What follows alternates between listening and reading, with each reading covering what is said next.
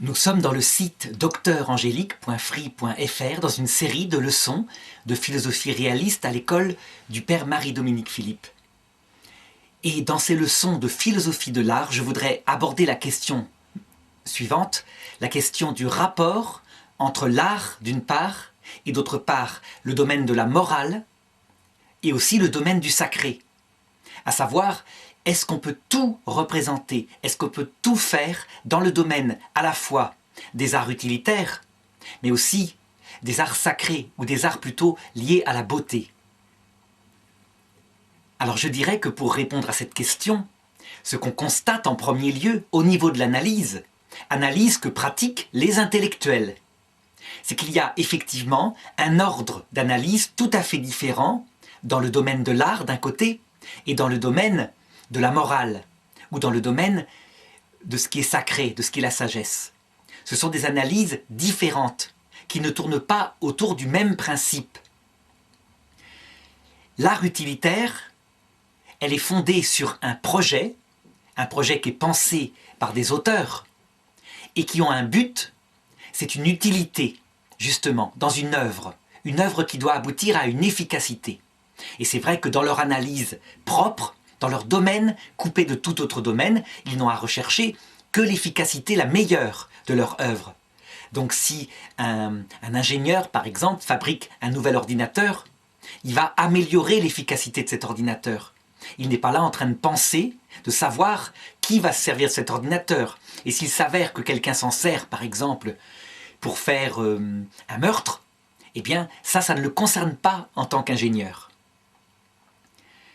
Dans le domaine des beaux-arts, donc de la représentation du beau, c'est pareil. Tout est fondé sur un projet d'un artiste, donc une idée qu'il se donne, dont il est le maître, une inspiration qu'en est à la base, et qui va aboutir à l'expression dans une œuvre de l'idée qu'il porte, de toute la splendeur qu'il a imaginée. Et donc dans l'ordre propre de son domaine, la seule chose qu'il recherche, c'est l'expression de la splendeur d'une forme. Il y a donc là aussi un domaine particulier de recherche, un domaine qui n'a rien à voir en soi avec la morale, avec la politique ou avec le domaine du sacré. Lorsqu'il se présente un débat par rapport à une œuvre qui a pu choquer le public, on peut dire qu'à chaque fois, l'argument des artistes ou des ingénieurs qui ont fabriqué cette œuvre est le même. Ils disent, dans notre domaine propre, la morale, le fait de choquer le public n'a pas à intervenir. Nous sommes libres, nous produisons quelque chose à partir de notre idée qui est maîtresse de notre œuvre. Et ils n'ont pas tort. Seulement, le problème, et c'est là qu'il y a, je dirais, mystification, ou plutôt sophisme, c'est que c'est dans l'ordre de l'analyse. Ça veut dire que ce qu'on analyse là, une séparation comme celle-là, elle est pour élaborer une science. Mais dans l'ordre du réel, l'être humain, il est entièrement unifié. Ça veut dire que l'artiste est aussi un homme moral. L'artiste est aussi quelqu'un qui réfléchit à son destin sur Terre. Et l'artiste, il vit dans une communauté avec une sensibilité politique. Donc, s'appuyer sur l'autonomie d'une discipline qui est réelle, comme je viens de le montrer, pour en inférer dans le réel que la liberté de l'artiste serait absolument totale, sans aucune limite, c'est un sophisme. C'est tout simplement une confusion entretenue volontairement entre le domaine de l'analyse de type aristotélicien qui est très juste et qu'il faut pratiquer, et le domaine de la réalité. Ainsi donc, si dans l'analyse, faite en elle-même intellectuellement, il y a effectivement séparation de la philosophie de l'art avec la philosophie éthique, la sagesse, etc., et la politique, dans la réalité, il ne peut pas y avoir séparation totale. Ça ne veut pas dire que l'art serait entièrement subordonné à la morale ou à la politique ou à la religion. C'est pas ça que je veux dire. Je veux dire qu'en fait, le rapport entre ces quatre domaines est de l'ordre de la distinction, mais certainement pas de la séparation absolue. Je dirais que c'est exactement la même chose qui se produit lorsqu'on analyse les rapports entre l'État et la religion. Donc, dans l'analyse, l'État s'occupe du bien commun profane, la religion s'occupe du salut, de la vie éternelle. Donc il y a séparation, effectivement. Mais dans le domaine réel, du concret, il ne peut pas y avoir absolue séparation, mais seulement distinction. En effet, il y a beaucoup de domaines dont s'occupe à la fois la politique et la religion. Prenons par exemple la question du suicide assisté, de l'euthanasie, de l'avortement. Eh bien, la réponse que donne le politique à cette question est forcément en rapport avec la conception qu'on se fait de l'homme. Si on considère, dans un point de vue de sagesse, que la vie humaine, elle est strictement et uniquement terrestre, qu'il n'y a rien après la mort et que c'est même pas la peine d'en discuter, eh bien, dans ce cas-là, pourquoi pas effectivement éliminer des enfants handicapés gravement qui seraient nés et après leur naissance, puisque de toute façon ils ne vont pas être heureux. Mais si on considère que la vie a un domaine sacré, que d'autre part, il y a des interdits moraux qu'on ne peut pas franchir, comme l'interdit de tuer, alors le domaine de la morale, le domaine de la religion vont venir éclairer le débat politique. Et c'est évident que c'est comme ça que ça se produit. Les pays qui ont voulu pratiquer une stricte séparation entre le domaine de la sagesse et de la politique sont simplement aboutis à créer une nouvelle analyse avec une nouvelle sagesse. Et la sagesse en question qui motive ces pays, c'est « Carpe diem », profitons de la vie maintenant, tant qu'on est jeune et heureux, parce que de toute façon, il n'y a rien après la mort. C'est pas formulé comme ça, mais de fait, c'est comme ça. Parce qu'on ne peut pas séparer. Forcément, l'homme prend des décisions en fonction d'une conception qui se donne de la vie. Eh bien, je dirais, c'est pareil dans le domaine de l'art. Il ne peut pas y avoir entière séparation, mais seulement distinction, et puis éclairage mutuel. Alors, je vais prendre d'abord un exemple dans le domaine des arts utilitaires. Donc, est-ce que les ingénieurs qui fabriquent des œuvres utilitaires sont absolument libres de faire sans exception tout ce qu'ils veulent? Eh bien la réponse, elle est manifestement non. Et ça on le voit bien actuellement, donc en 2012 je fais ces vidéos, dans le domaine de la bioéthique, dans le domaine des manipulations génétiques. S'il y a entièrement séparation du domaine de l'art utilitaire, de la politique, de la morale et même du sens sacré de l'homme, eh bien, laissons les ingénieurs faire ce qu'ils veulent avec les virus, avec les OGM, avec les bactéries. Pourquoi est-ce qu'un ingénieur ne pourrait pas s'entraîner, parce que c'est amusant, à faire le virus ultime? Oh, il est complètement confiné en laboratoire. Mais pourquoi pas fabriquer le virus ultime dont l'immunité humaine ne pourrait jamais se dépêtrer? Pourquoi pas? C'est une œuvre utilitaire. Il est évident que face à un exemple comme ça, aussitôt la morale intervient, mais la politique en disant mais c'est de la folie. L'éprouvette se casse, le virus ultime qui battrait toute l'immunité humaine se répand dans la nature et l'humanité est effacée. Donc jamais, jamais, au grand jamais, on ne laissera un ingénieur, avec son autonomie, effectivement, de recherche, faire ça. Eh bien, en fait, il y a bien des fois où les artistes, ou plutôt les ingénieurs, ont été laissés dans une totale autonomie, et où on ne s'est aperçu du danger qu'il y avait à les laisser faire qu'après. Je pense non seulement à certaines inventions, comme des armes de destruction massive, où entière liberté était laissée en temps de guerre ou soit pour préparer la guerre, avec un seul objectif, l'utilité matérielle. Le plus grand nombre de morts qu'on pouvait faire. Et ça a été des décisions d'ordre politique en fait. Donc ce n'était pas tout à fait autonome. Les politiques évidemment incitaient ces ingénieurs à rechercher. Mais de la même façon, dans l'application de ces armes de destruction massive, il est arrivé que ce soit géré d'une manière purement liée à l'efficacité. Une efficacité qui était parfois simplement de l'ordre de l'apprenti sorcier, qui voulait voir comment son œuvre fonctionnait. Je pense à des expérimentations absolument inutiles et barbares qui ont été faites soit sur des animaux, soit sur des êtres humains, dans le cadre par exemple du stalinisme, du nazisme, de toutes les idéologies concourues à travers le XXe siècle. On peut dire que certains médecins devenaient quasiment des artistes, des Frankenstein, absolument autonomes, et qui, avec un matériau humain, sans aucune morale, donc sans que la morale n'intervienne pour rien, donc dans une distinction absolue entre morale et leur œuvre, je dirais, de recherche, donc qui est de l'ordre du travail, effectivement, inventaient toutes sortes d'expériences. Des expériences sur des enfants jumeaux, ça on en a le souvenir encore douloureux, par rapport au docteur Mengele à Auschwitz. Donc on le voit bien, l'être humain, dans son jugement prudentiel unifié, sait bien, il sait bien, immédiatement, sans qu'il y ait besoin de faire des recherches approfondies, que l'art utilitaire, il est dépendant de la morale, il est dépendant de la politique et il est dépendant aussi du sens sacré qu'on donne à la vie humaine. Il ne saurait y avoir entière indépendance, sauf dans des choses anodines.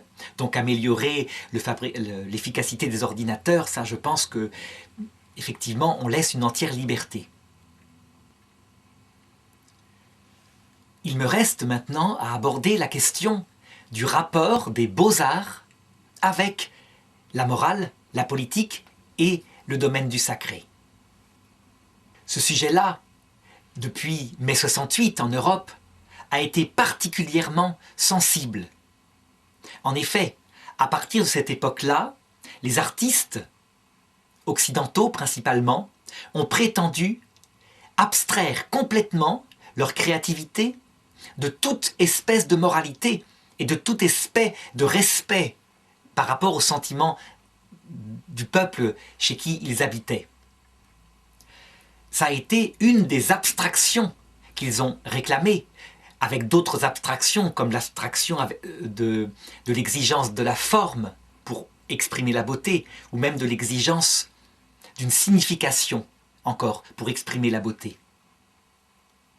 Et du coup, on a vu sortir toutes sortes d'œuvres qui, au point de vue moral, ne respectaient absolument rien et ne voulaient rien respecter, ni même au point de vue politique ou au point de vue religieux.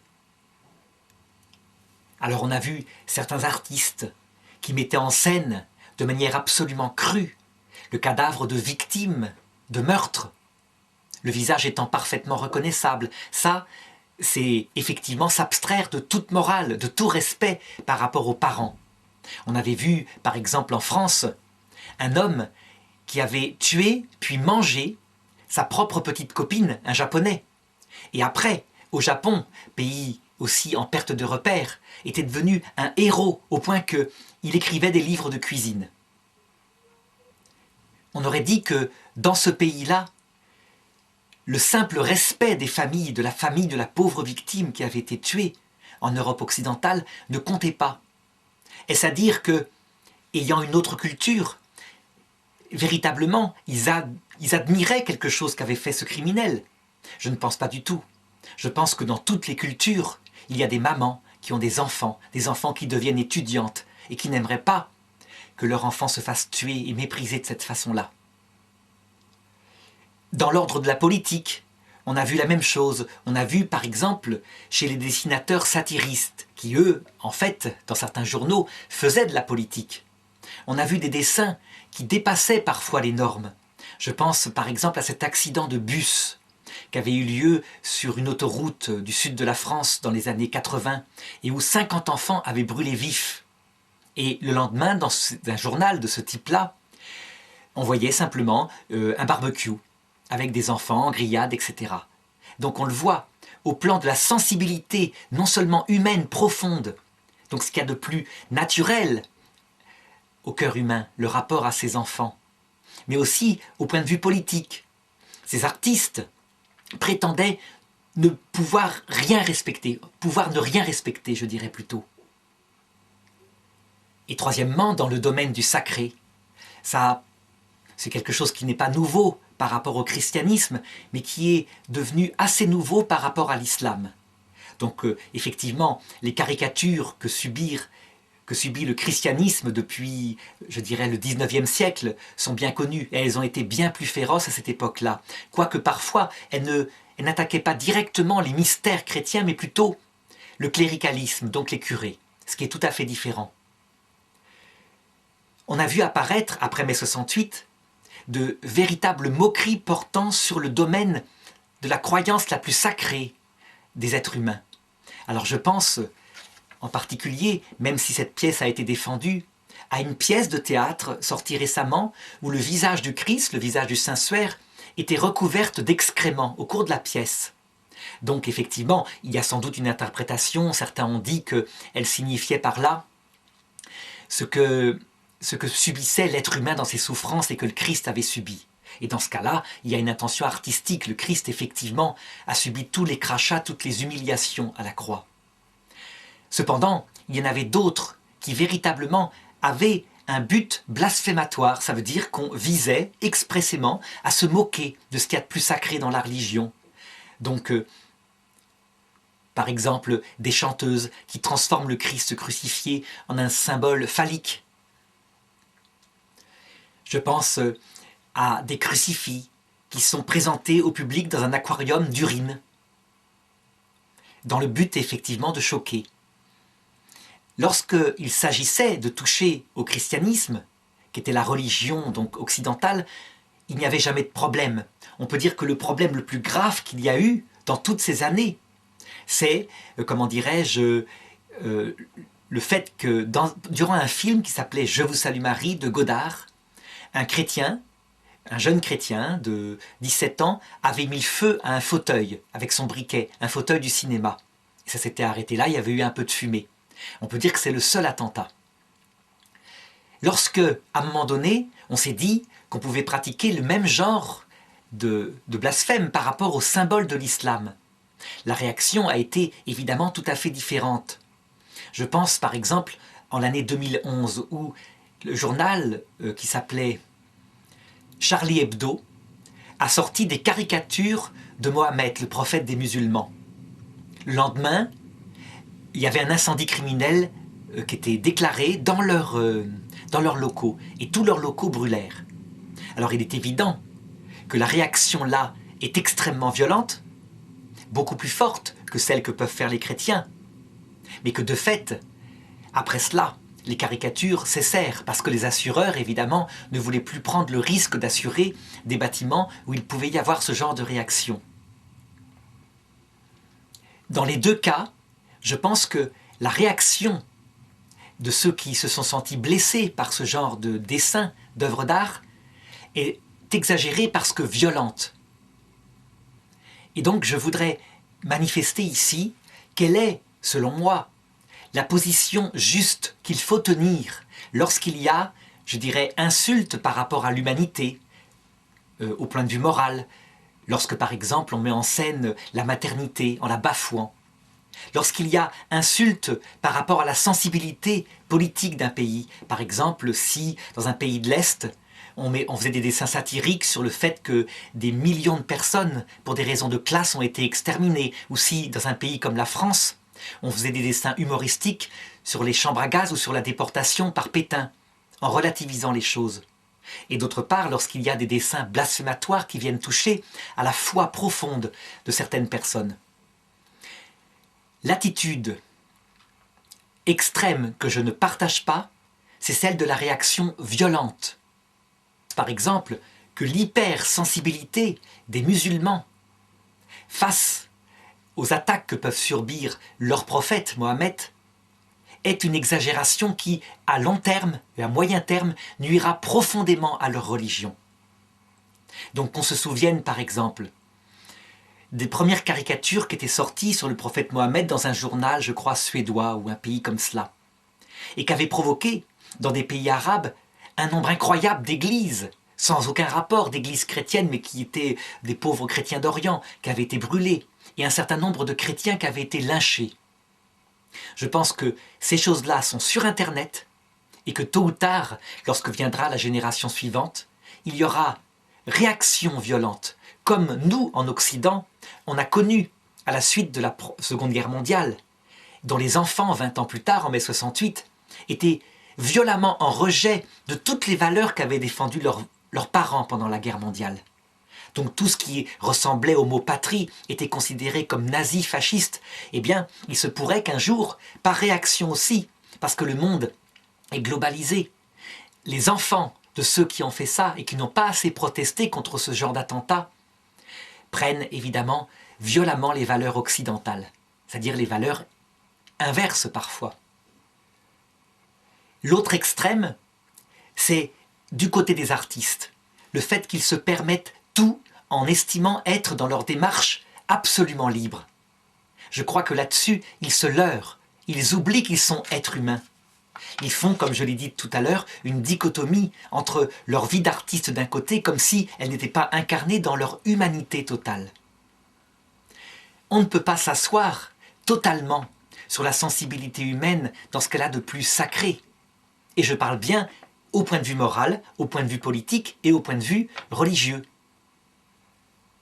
Alors ça ne veut pas dire, effectivement, qu'ils ne pourraient pas prendre parfois des risques.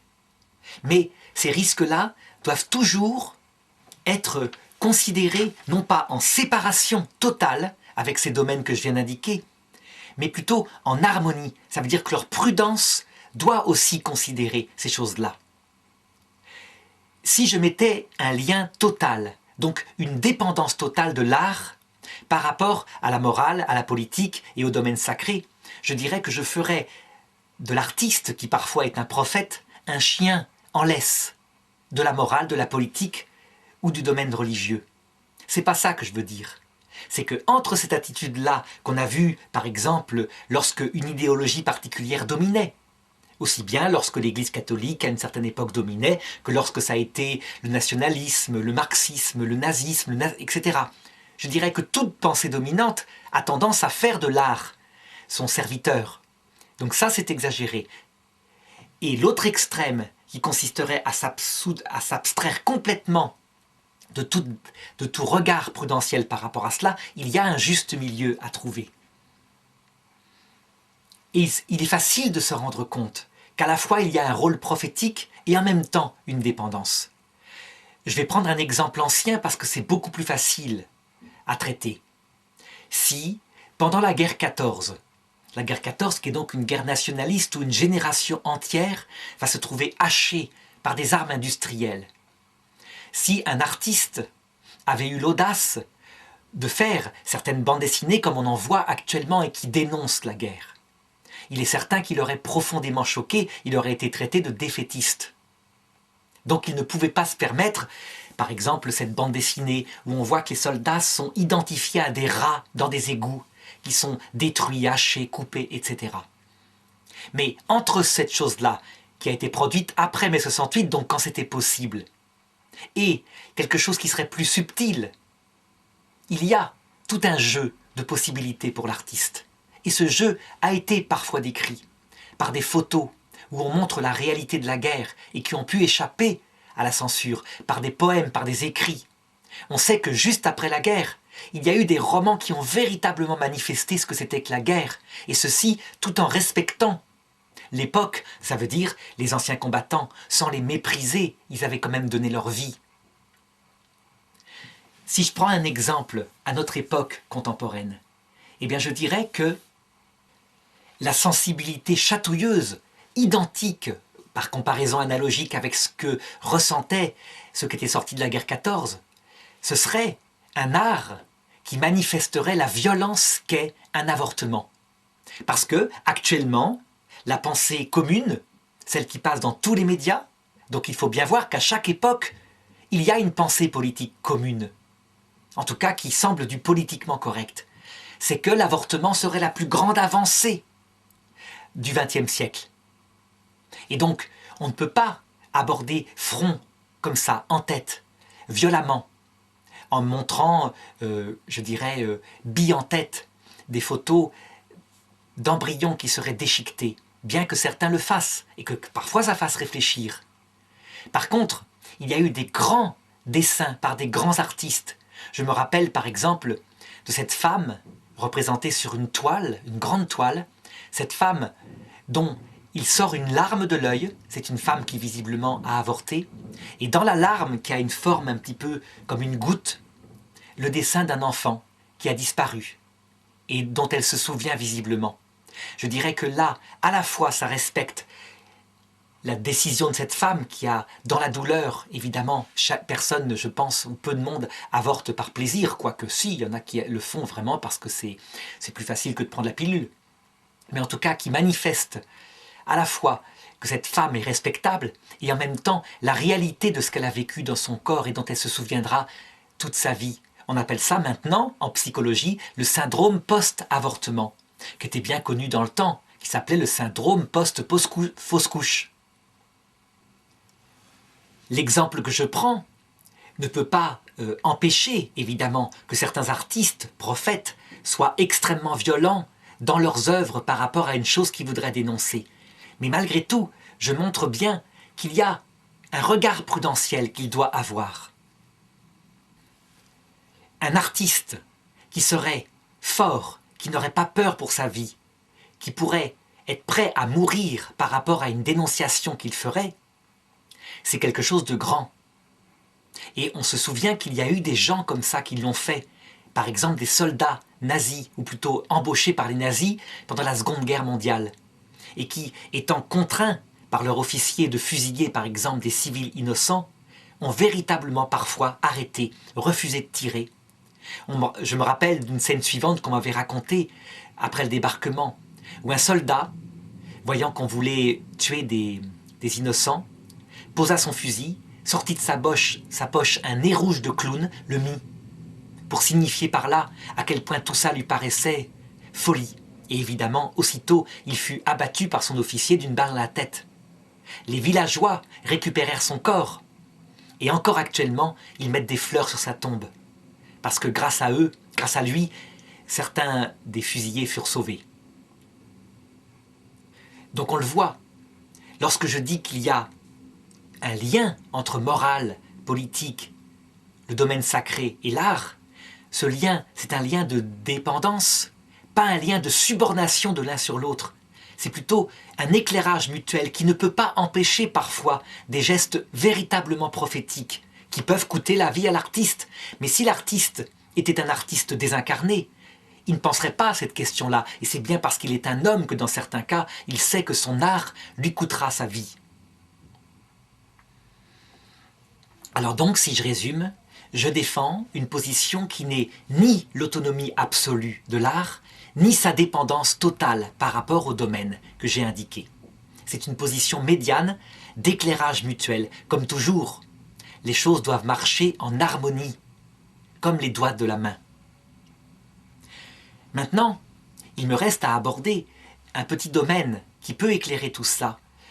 C'est le domaine de la manière dont un artiste peut, parce qu'il aurait été scandalisé par l'œuvre d'un autre artiste qui a atteint ce qu'il y a de plus sacré pour lui, par exemple son respect de l'être humain, comme je le disais, la manière dont un artiste pourrait contrer et faire comprendre à cet artiste abusif son abus. Eh bien, je dirais que celui qui veut, par une œuvre, justement, montrer qu'on ne peut pas tout faire, doit lui-même se souvenir des règles qu'il voudrait imposer à l'autre. Et la première étant, ne pas faire subir à l'autre ce qu'on n'a pas aimé subir soi-même. Je voudrais manifester par là un exemple, qui s'est produit cette année, en 2012. Donc je parlais tout à l'heure d'un artiste qui avait, comment dirais-je, mis une pièce où le visage du Christ était recouvert d'excréments au milieu de la pièce. Et donc un artiste a eu l'idée suivante. Il a fabriqué une tarte couverte d'excréments humains. Et lorsque cet artiste, le metteur en scène, sortait dans la rue, il l'a entartré devant des caméras de cette tarte recouverte d'excréments. À première vue, on se dit, bien, c'est justice. Ce qu'il a fait au Christ, il le subit lui-même. Il doit donc être bon joueur. Seulement, il ne faut pas oublier que souvent ceux qui transgressent le plus le sens du sacré sont ceux qui sont le plus chatouilleux lorsqu'on ne respecte pas leur propre image et leur propre personne. Donc comme il était évident, l'artiste en question prit cela très mal, avec une véritable colère, et passa sur tous les médias pour dénoncer l'attentat dont il avait été victime.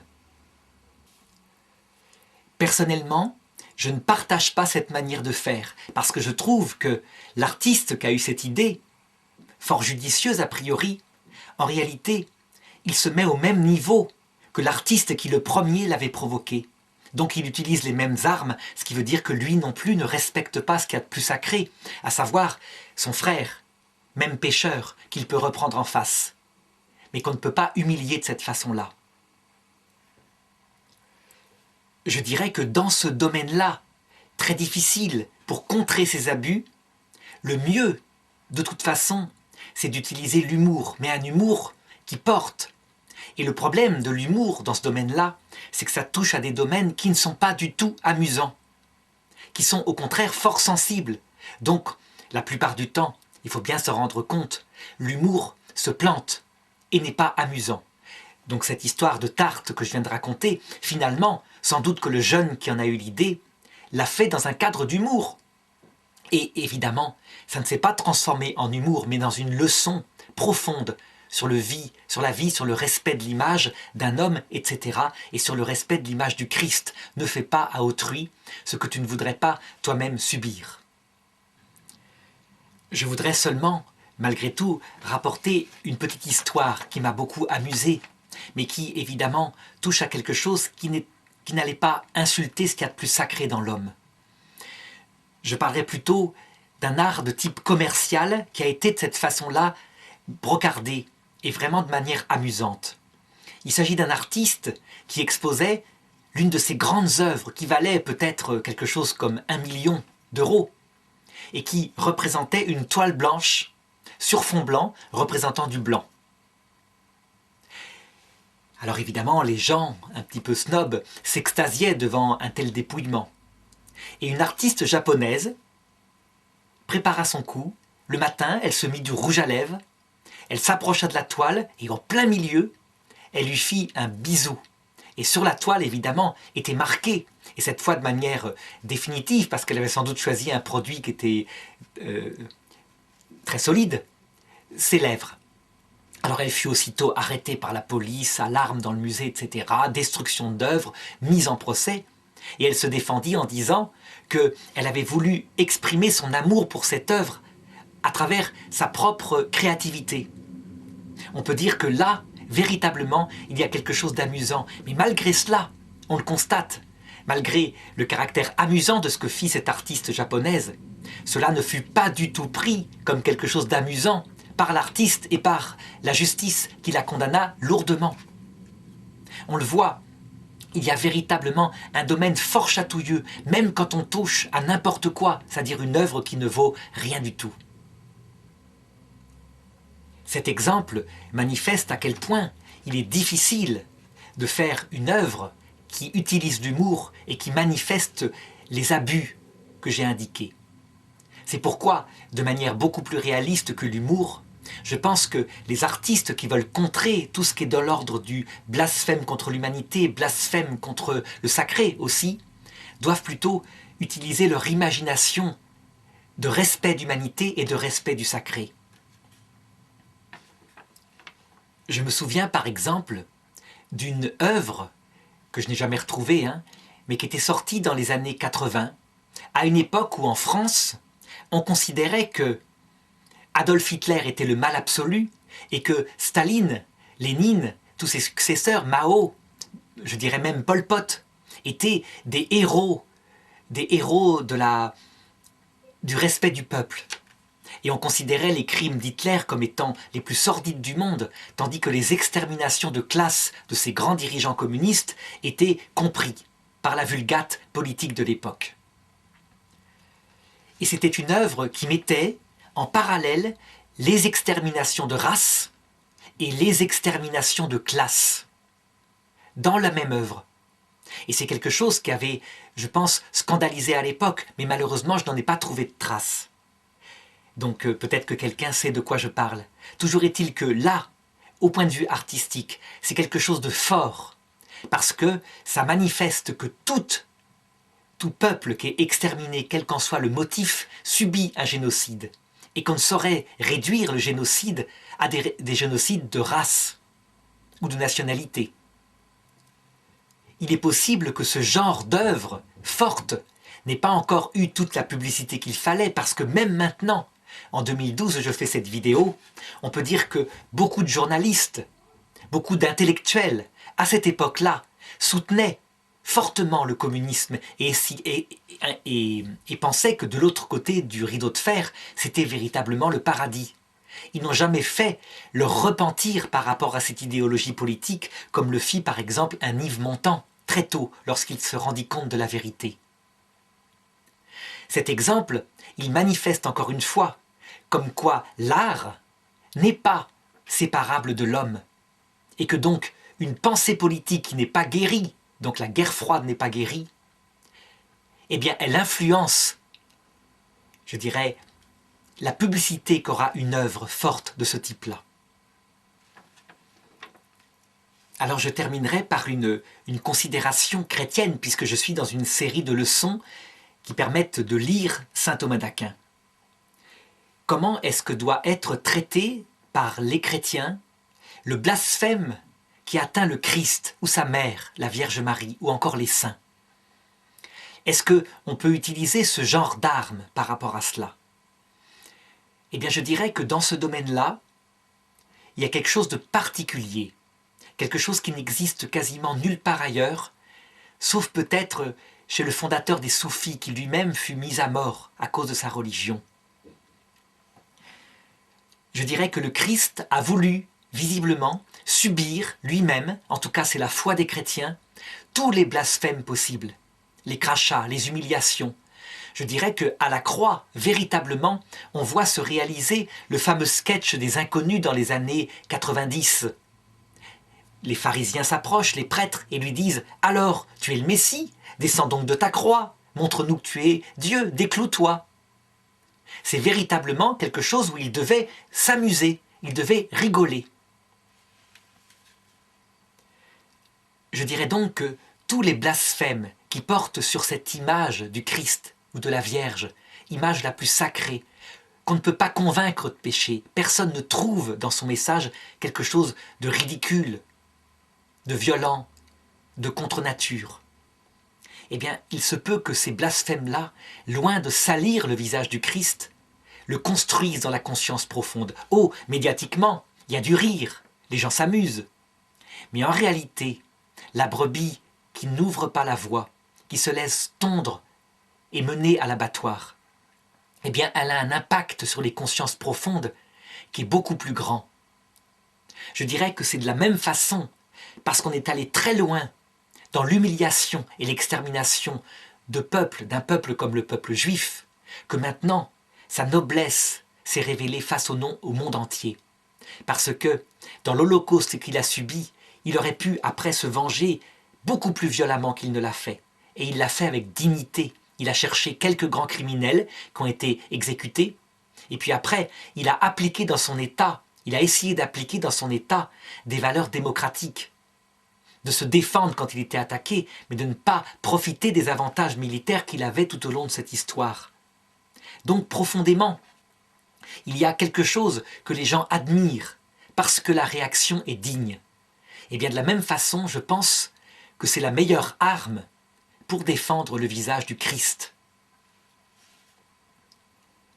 En tout cas, ce qui est sûr, c'est que toute personne qui prend l'épée comme le fit Saint Pierre au moment de l'arrestation de Jésus, comme le jeune qui mit le feu dans un cinéma, à un fauteuil d'un cinéma où passait le film Je vous salue Marie de Godard, loin de grandir le visage du Christ, en réalité, sans s'en rendre compte, parce qu'il ne le comprend pas, c'est lui qui le blasphème longtemps, qui le salit véritablement, parce que du coup, les ennemis du Christ, avec un malin plaisir, identifieront le visage de la violence de celui qui a voulu le défendre avec le visage du Christ lui-même. Et là, on peut dire qu'ils triomphent dans leur combat blasphématoire. Voilà, je terminerai par cette considération, cette leçon.